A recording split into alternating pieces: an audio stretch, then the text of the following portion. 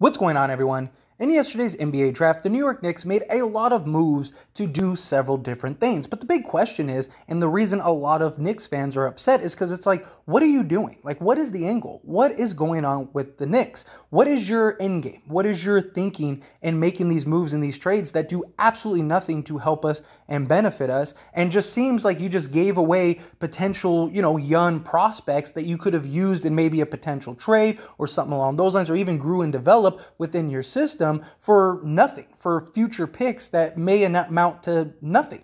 You drafted and acquired some really great young talent. They made trades for Jalen Duren, things like that. And you're like, oh, wow, the Knicks are really actively trying to improve their team. And then you find out it all just went away. So let's look at exactly what happened yesterday. And this is directly from the Knicks on the draft day trades. Incoming was 3 future conditional first-round picks, 2 from OKC via Detroit and Washington, and 1 from Detroit via Milwaukee.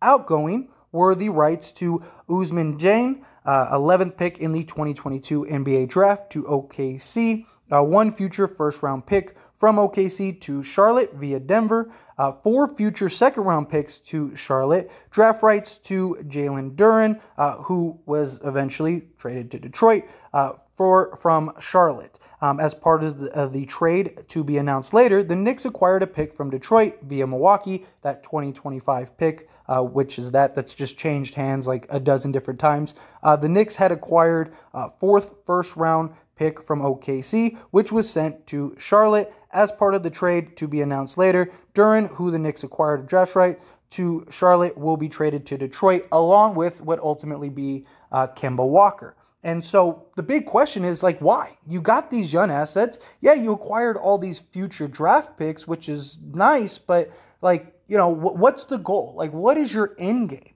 And, how did this truly benefit you? Yeah, you got off of Kemba's contract, and yeah, you saved $9 million or whatever it was when all is said and done with them, and you could free up a little cap space, but, who are you signing? What are you going to do with that cap space? Kemba could fall off next year, things like that. And then you have the cap space cleared anyway. So it's like you could have kept the young prospects, the young picks, things like that, maybe use that to package for a star in the future or something along those lines, or maybe one of them hits and turns out to be a really good player. And then now you have another guy to add next to RJ Barrett and company, top end, things like that.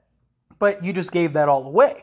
And so the Knicks actually released from Leon Rose a statement to, explain what the idea was, which was last night we made 3 trades involving draft picks, which resulted in increased financial flexibility and additional draft capital moving forward.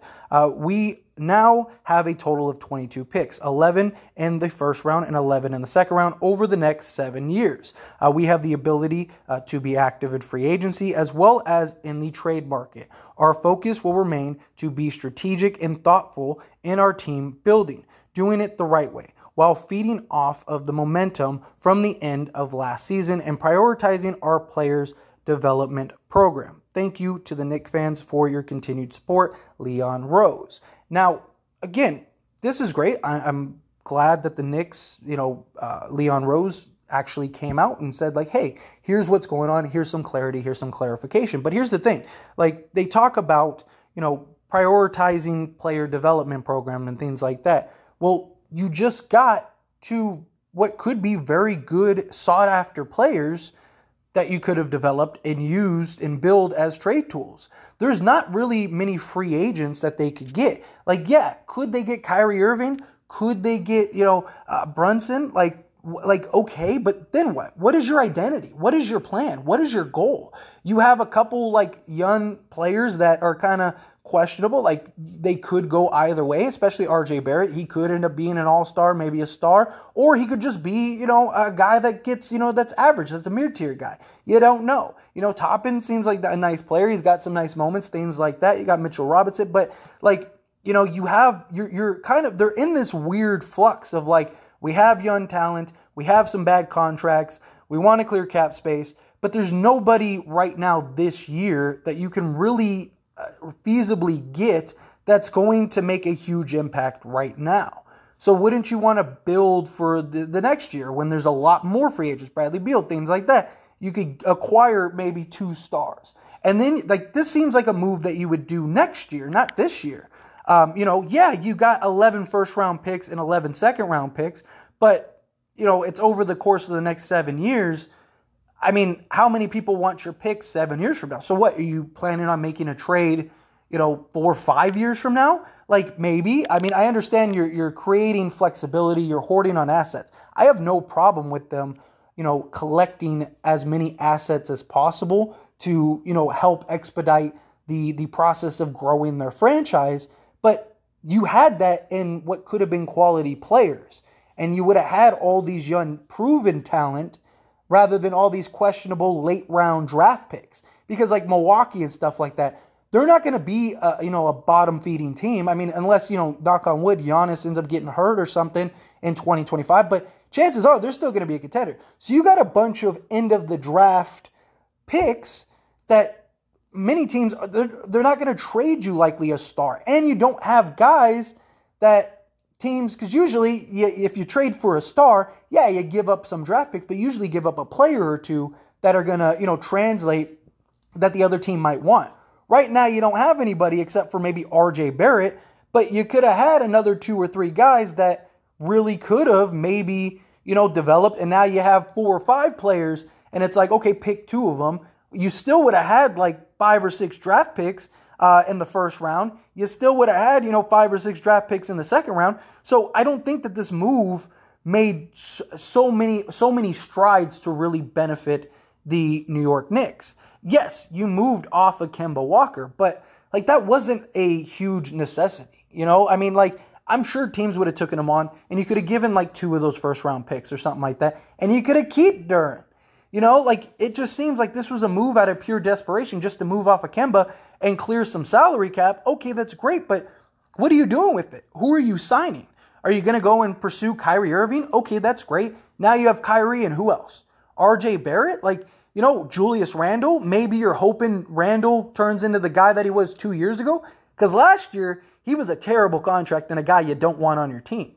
But if he can get back to all-star level, maybe you're, fighting for a 6 seed. I don't think you're a contender with Kyrie, RJ Barrett, even with Mitchell Robinson and Julius Randle. I still don't think Evan Fournier, you're a good team. I don't think you're bad. You're competitive, but I don't think you're a legit contender with the Milwaukees, the Bostons, the Nets, even with Kevin Durant, Ben Simmons, things like that. Like, I just don't see what direction they're trying to go. Like, what is their plan?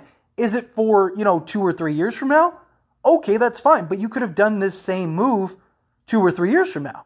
And you probably could have moved off. Kemba would have fallen off the books. And you probably could have used and done the same type of trade to get off, Fournier's, final 2 years or whatever. And now you got all this cap space, or Julius Randle or something like that. And now you got, you got enough to sign 2 max players. It's just, I don't know. Like, what's your end game? What's your goal? And my biggest concern, and here, look, let me preference this. I am not a Knicks fan by any means. I am a basketball fan. And I would love to see the New York Knicks be successful once again. But they're just so poorly ran, and they make such terrible decisions. It's mind-boggling to me. And, I hear Knicks fans and I hear people state, oh, the Knicks, we got new this, new that. It's not the same Knicks team. This was a Knicks trade that they would have made under Phil Jackson. This was a Phil Jackson trade. And we saw how that worked out. And you know what's going to end up happening? They're going to end up using this, and they cleared the cap space to go sign Jalen Brunson. For what? I would rather have Kyrie Irving on your team than Jalen Brunson. Yeah, Jalen Brunson is younger, but he's an undersized guard that had one good stretch that you don't know if he can continue that or not. He's not good defensively. He's more of a scoring 2 guard than he is your point guard. And the Knicks have just, ever since, Walt Frazier, they've just had this aisle of constant point guards and just different players to replace. It makes it's like, what is your direction? What is your identity? You go get Jalen Brunson on a max deal, which is being reported that they're willing to offer him 4 years, $100 million plus max. He has the connections with Rose. His dad is now on the New York Knicks coaching staff. All signs point to them going and giving Brunson a max contract. And why would you do that? Why? He's not a second or third guy I mean, maybe a third guy. Maybe he's your third best player, but he's not a max guy. He is realistically a 15 to 18 million a year guy, and he's going to end up getting like 25 million. So again, the Knicks are going to do what they've always done and overpay for a mid-tier guy. Like, why? Why? You cleared all this cap space, save that cap space, you know? Sign a one-year deal or something like that. You know, do the JJ Redick formula, right? Where you sign some guy to that cap space, he's happy, he gets a bunch of money, and then he falls off the books next year, and now you're just moving that cap space the following year. Because Jalen Brunson isn't going to come in and make you a contender. Like, Jalen Brunson's not going to come in and save the New York Knicks. We don't even know if he's good enough to be that constant that we saw. Nobody was talking about Jalen Brunson until Luka went down and he had that crazy run. Like, and don't get me wrong, kudos to him. He played his way into a max contract. But we have seen this so many times, not even just with the Knicks, just in general. How many players have had just, a great little, 15, 20 game run, play themselves in a max contract, and they're never able to replicate that. They're never that same guy. They got their money, and they played for a moment, and now they're not the same guy. And the New York Knicks are going to go and give all their money to Jalen Brunson, and then they're going to be stuck with a team that, best case scenario, you're playing for the play-in every year. It just, again, it makes no sense to me from a New York Knicks perspective. But anyway, as always, this is a discussion, so I want to hear from you. Let me know your thoughts and opinions down in the comment section below. What do you think? Do you agree with me? Do you disagree with me? What did you think of the Knicks' moves? Did you understand them? Do you like them? Look, this is just my opinion. Like I said, I'm not a Knicks fan. I just don't understand why you give Brunson a max contract. I don't understand why you make all these acquisitions and trade all these guys to get draft picks now. Like, what move are you making? Maybe Kevin Durant wants to leave and he goes to the Knicks. Like, but is Brunson and KD a contender? Kyrie and KD weren't a contender. Like, it's like, I don't understand it. I don't see the logic. I don't see the reasoning. I don't understand why they would do something like this. Maybe I did make a video. You can check it out here on the channel where I talked about maybe they sign Kyrie and then trade for Kevin Durant. So maybe Brooklyn, maybe they can do a New York trade and end up, taking on, some of those draft picks. Maybe they take a couple of the young guys and then get Kevin Durant. Maybe, but even then, it's like, so you're like, does that make, you're going to have to get rid of Barrett?